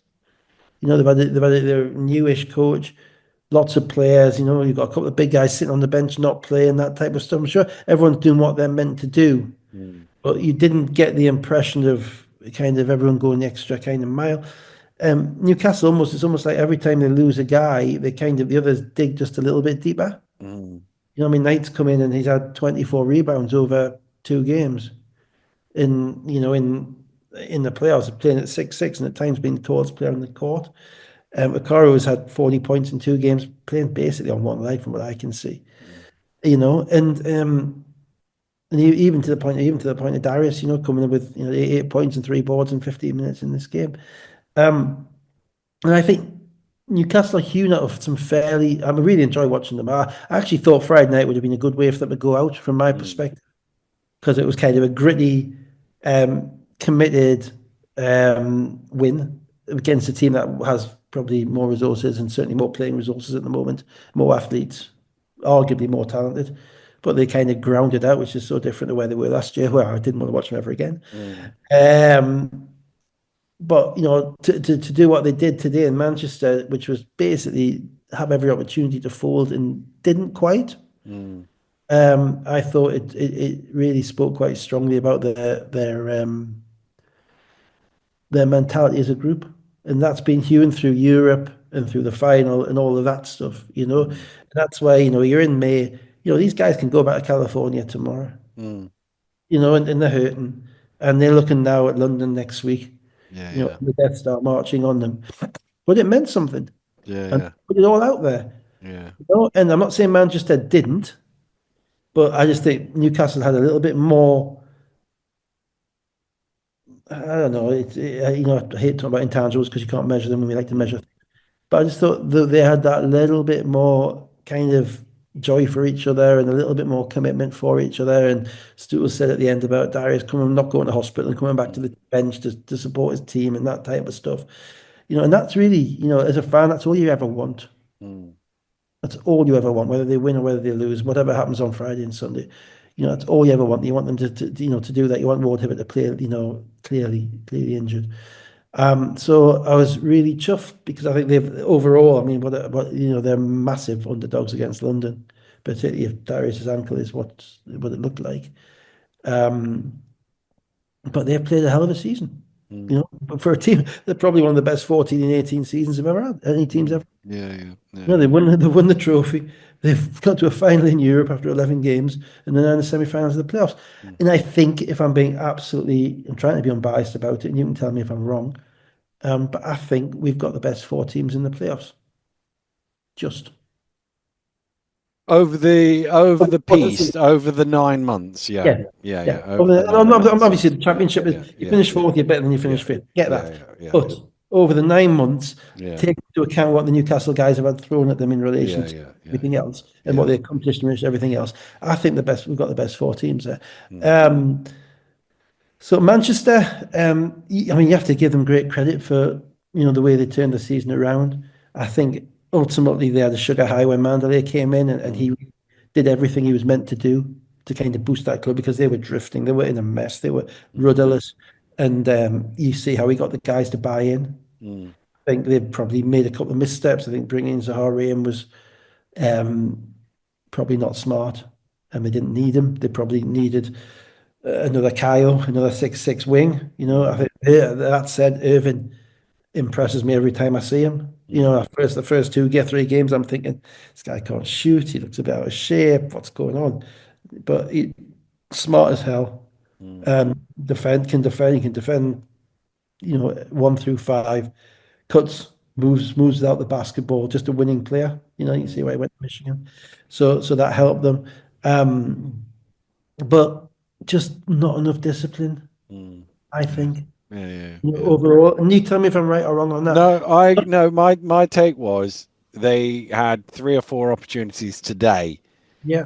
to win the game, and they didn't. And it was always doing something that you go, oh man, there was something better to do there, or there This is was, the thing, Dan, right? I just got on James for pushing back at Mitchell. mm, But what's yeah, Mitchell? yeah, yeah, yeah, yeah, yeah, With 5 minutes to go in a yeah. game where you're chasing the game, that was a Because actually, when you said the hero bowl shot, I sort of went back to when Ashton Langford hit that three against Leicester that beat Leicester, if you yeah, remember, on a Wednesday night or a Tuesday night, whatever it was. And actually, if Ashton Langford had taken that shot, I probably not wouldn't have had a problem with he's it. the It best is, player. yeah, He has yeah, to have the ball. yeah, yeah. He's but Even though it wasn't his game, it he was. wasn't I his think he was game. eight But and eight or something. But yeah, yeah, it wasn't his game. But Cody John just was really impactful all game getting to the rim. mm, Didn't shoot the ball that well. Made one, I mm, think. Right, a step back three was not the way that he'd been impacting the mm, game. mm. And I'm not, and Cody John, he wasn't, as I say, he was ill on Friday night, so he's come out, he played very well, and he's really helped them out. Yeah, But that's yeah, yeah. good. But if you're Newcastle, But you go and take get that issue with and that. one that you just got 30 Yeah, seconds earlier. yeah, Yeah, or give Mitchell the ball because yeah, Mitchell's the guy who can make that shot from anywhere. yeah, Or yeah, Langford. Well, yeah. just move the ball, get an Move the advantage. ball, Get an move the advantage. ball. But as I say, the daft, the turnover with Yeah, Pulley in the lane, the yeah, daft the unsportsmanlike by Mitchell, yeah. just and their defense at times. FJ's incessant fouling, Mm, which makes them difficult to play, and and they just I think they maximize. I think Mandalay basically maximized what they had, and he figured out that they wasn't going to be able to remove the flaws. So basically, he would try and hide them in the midst of 100 possession game. yeah, yeah, yeah, And because I've got a lot of talent and a lot of athletes, so we're going to go up and down. And I yeah. get that, and I think that was probably smart. But it always bites you in the playoffs. It always bites you in the games. The games are really really up for grabs when every little thing matters, which is really why I'm kind of frustrated that we've had to watch so much dross over the last month Mm, to get these kind of character revealing games now. Because everything over the last month has been basic outside the league. Once the London Leicester game, obviously mm, great. But outside of that, everything over the last month has been games shoehorned in with teams just trying to get through, players doing their best not to get hurt, but making plays and playing with a bit of pride. But ultimately, no level of attention to detail, no level of team character revealing that we're seeing in the playoffs. mm. It's a shame. Let me quickly give the scorers because my low batteries just popped up there. Mitchell 26, John 16, Irvin 6 of 7 for 15 points and 8 rebounds. Knight 22 points and 14 rebounds. Okoro 21 points and Pulliam 17 points and 8 assists. So we're down to 4. Mm. Uh, Leicester, Sheffield, you could convince me anything. You could convince me Yeah. Leicester by 15, Sheffield by 15, 3 in double overtime for one of I them think to win. suffice to say that there's going to be a bit of edge on those games. Yeah, yeah, If yeah, nothing else, I mean, they're yeah, going to be fun games to watch. yeah, Mm.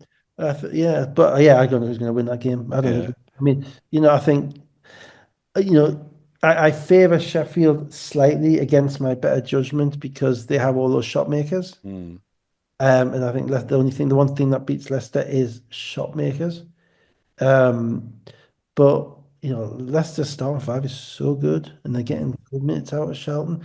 The question is, will Charlton's minutes hold up against Sheffield? mm, And how will they match up? Will Atiba, take Clay out early and bring him back to match up against Charlton, or will he be matching up with Thompson's minutes? mm, Um, how many will Atiba play all 10? mm, Because Leicester are going to basically play 7 guys, mm, so and how healthy is Nixon? mm. You know, you throw all of those things together, then it's a melting pot game. It's going to be Yeah, a it is. really Yeah, good yeah, game. Yeah. yeah. And in the other one, no Defoe if Alan Ikens is still out, if Ward Hibbert is still hobbling.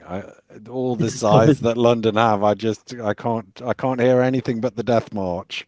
Yeah, it's tough. I mean, what I will say is that is that Newcastle's spirit is overcome many things this year. This is difficult because I think they're Mm. playing Friday in London, Right, both games are Friday, Sunday. yeah, and Sunday in Newcastle. So because London were advertising the game, Yeah, London. Yeah, they were. the chagrin of the Surrey fans and Yes. everybody else before they'd won it. Yeah. The first leg's in London, then Newcastle therefore have two trips. I like to think, oh, they've got this kind of never say die togetherness type of thing. I think that takes a big hit without Darius, Mm. because it puts an incredible amount of pressure on Long, particularly if Alan Aikens can't go as well. Yeah, yeah. And I don't think Neighbour's going to help them at this point of the season. Mm. So if D isn't able to play, then the size of London is how are Newcastle going to get a rebound? Mm.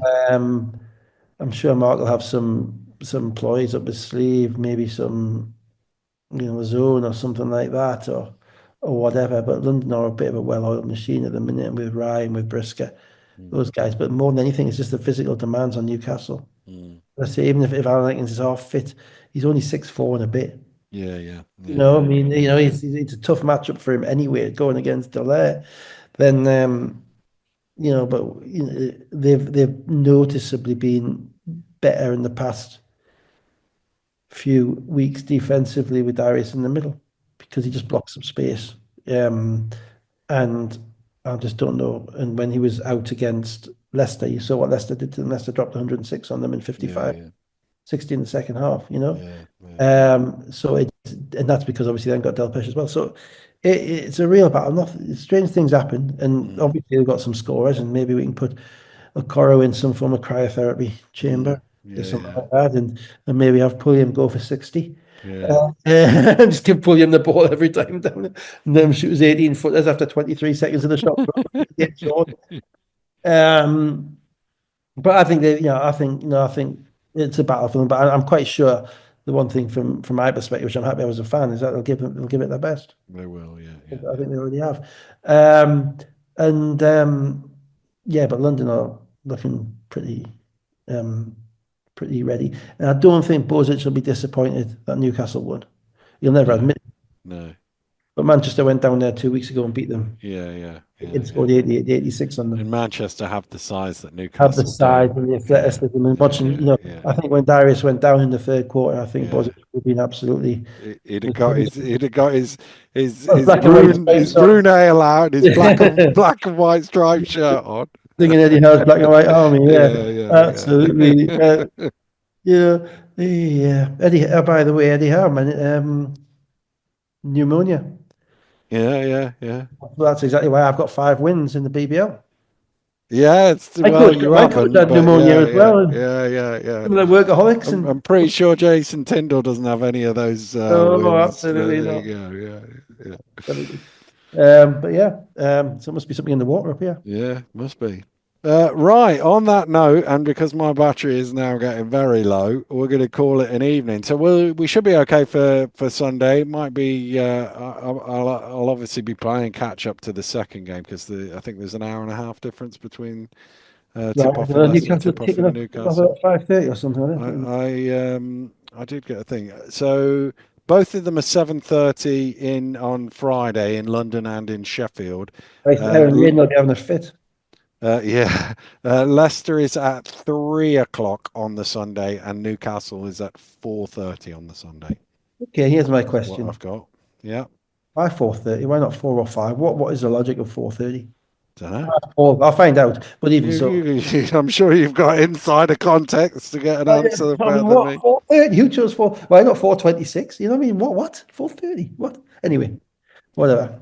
Super Sunday kickoff time, isn't Sunday it? kickoff time. Mm, Absolutely, yeah, yeah. yeah, yeah. Uh, the last Right. just played London in a playoff game about 2 years ago, and Ben Mockford scored 31, and Yes. Newcastle lost by 37. Yeah, yeah, yeah, yeah, yeah, So memorable for that. yeah.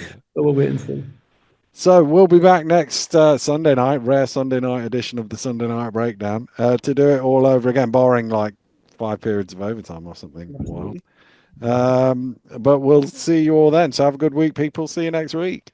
5 periods of overtime. I'm playing. Yes, true. Good night, guys. Goodbye. Bye now. Hey.